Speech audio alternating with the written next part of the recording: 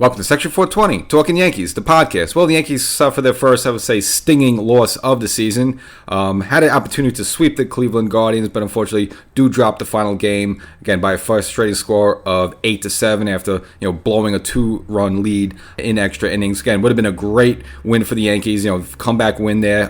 They were losing 4-5, tie the game, go ahead, and would have, been a great way to sweep Cleveland, and, everything's riding high, everything looking good for the Yankees, and then you kind of have this nagging loss there. But overall, I think the Yankees are in a good place, so we'll do a kind of check-in episode with the organization. A couple of news, a couple things coming down as well, so we'll kind of touch on all that. So before we get started, make sure you subscribe to this podcast if you haven't done already, Section 420 Talkin Yankees, and make sure you go over to the YouTube channel there as well. There's a fresh episode up just a couple of days ago.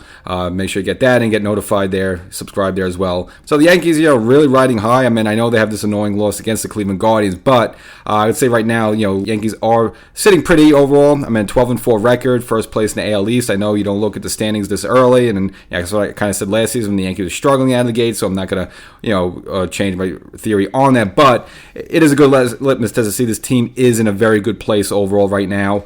Not only because the 12-4 record, I mean, one of the best record in baseball at this time, even with this annoying loss to Cleveland. But it seemed like everything's just going right for the Yankees.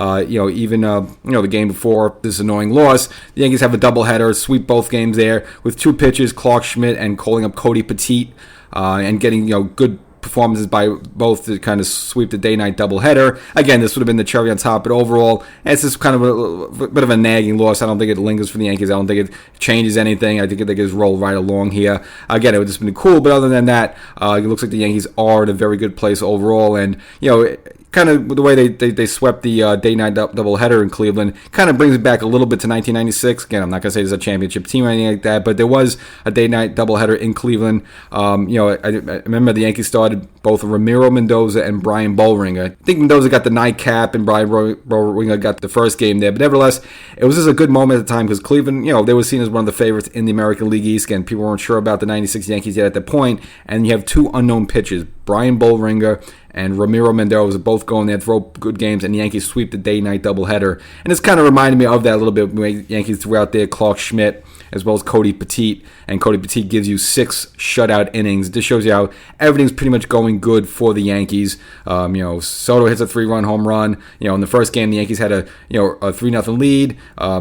Almost squandered it, but if Clay Holmes holds on there and gets 2 huge strikeouts in a big spot, and even Clay Holmes doing a really good job.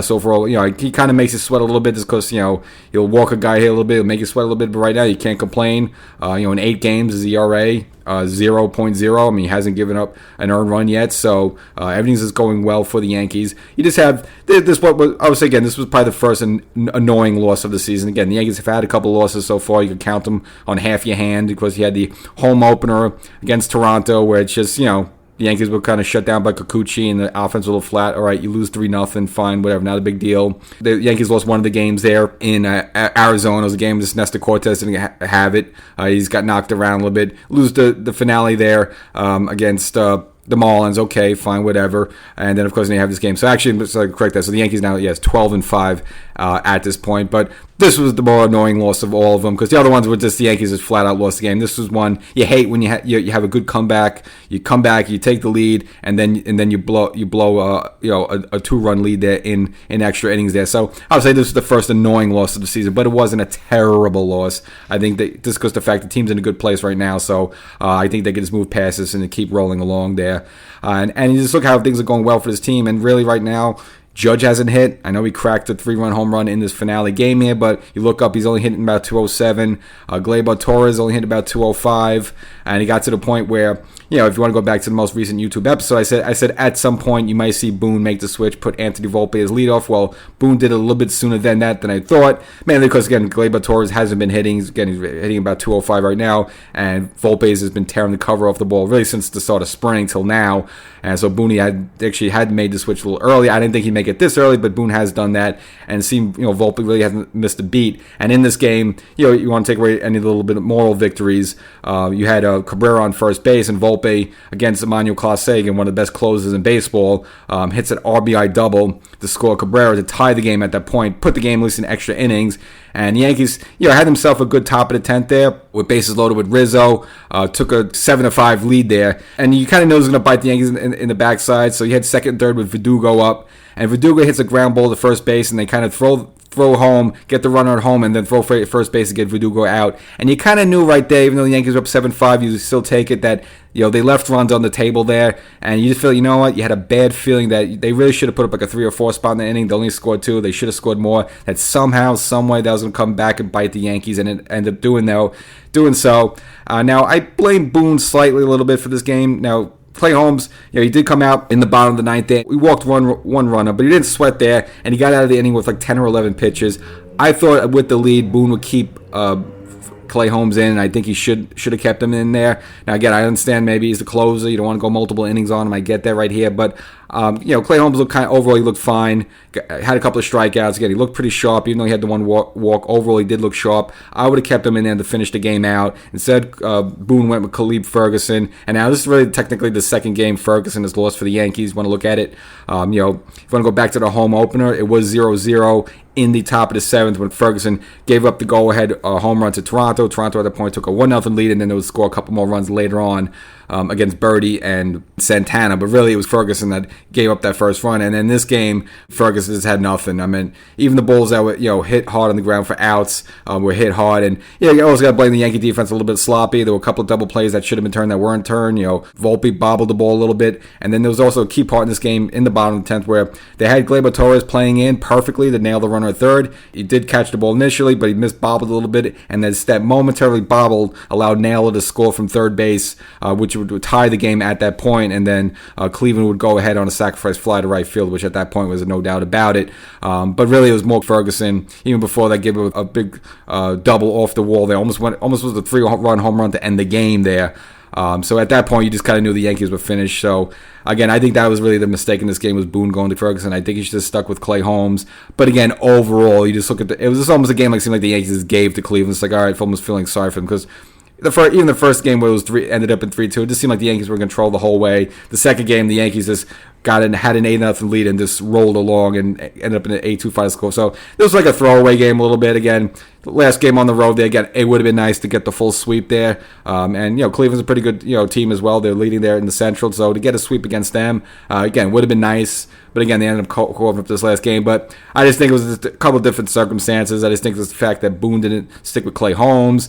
And also up there in the bottom of the 10th, started to rain a little bit in Cleveland. So did that cause the ball to be a little slick, a little wet? Is that part of the reason maybe Gleyber Torres bobbled a little bit? Maybe. I'm not making excuses. It's just one of those things where I just think it was a comedy. Everyone wants to say the circumstances come together where the Yankees blew this lead and really should have put up more than a 2 spot in the top of the 10th. Again, Verdugo had an opportunity to put up more. Again, he did hit the ball hard, but again, the defense, to their credit, made a good play. Went home on the ball, they nailed the runner there, and then get to throw to first. And says, what are you going to do there? So they do drop the finale. But overall, you want to look higher level, bigger picture. Again, Yankees still looking very good, especially with Volpe getting that hit off of Clase. I mean, Volpe's really coming along here. I mean, if he stays on this run here, I mean, you definitely look at possibly being an all-star just the way he's playing right now. And again, getting a clutch hit in a big moment there in the 9th inning off a premier closer.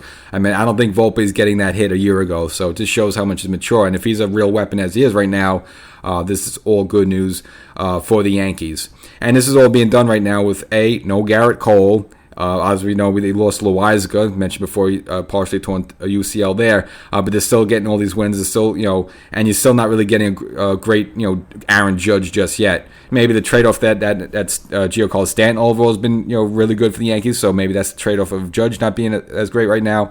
But overall, the Yankee offense, you like what you're seeing. And right now, they lead the league in pitches seen. So they're working pitch counts, they're working pitches down, they're wearing them out, and it kind of, takes you back to the old Yankees, whether it's the late 90s dynasty Yankees or even the Yankees, 2005, 2006, 2007, when you had like Bobby Abreu and Jason Giambi and Hideki Matsui. And again, they would just grind, see a lot of balls, see a lot of pitches, and just wear pitches out. Well, you see in this 2024 Yankee team is doing something that, this Yankee team maybe hasn't been doing almost for the past 3 or 4 seasons, just grinding out, getting walks, and that probably, that's mainly has to do with Juan Soto, just the way, every bat with him is intense, and it seems like it rubs off on some of the other guys, and you see, all these players is working the counts, so you like what you see from the Yankee offense overall. They're getting by just, again, without Garrett Cole, so they can keep this up, and you could pull up someone like Cody Petit out of nowhere, really, to give you 6 shutout innings on the road. Things are really looking good for the Yankees right now. You got to say that probably either 1 or 1A, the best team in baseball at this point, even without Garrett Cole there. So you just like to keep this train going. Now after this, they're going to head into Toronto, so they kind of get phase 2 of that. This way this team is right now. Maybe back in the past you'd settle for 1 out of 3, but I think still it's still a good opportunity. You think the Yankees could take 2 out of 3 up there in Toronto. You look at the rest of the AL East right now. Again, very early. Don't go crazy with the standings, but pretty much all the teams mirandering the same. Whether it's Baltimore, Toronto, Tampa, I guess those are the 3 main rivals for the Yankees. They're kind of, about a game or 2 above 500. The Yankees much better shape than them. In Boston right now, just kicking the ball around a little bit. You don't really see them as a threat. So, things are just rolling right along for the Yankees. So, hopefully they keep that going right now. Now, they did get a little bit new injury news. That's with John Birdie.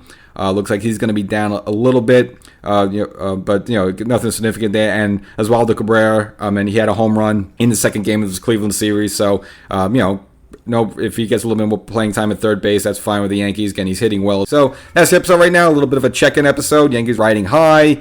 Could have gotten a sleep in Cleveland. Would have been cool. But overall, they keep winning series. That's the important part. They just keep winning series. So hopefully they keep that going in Toronto. Catch you next time.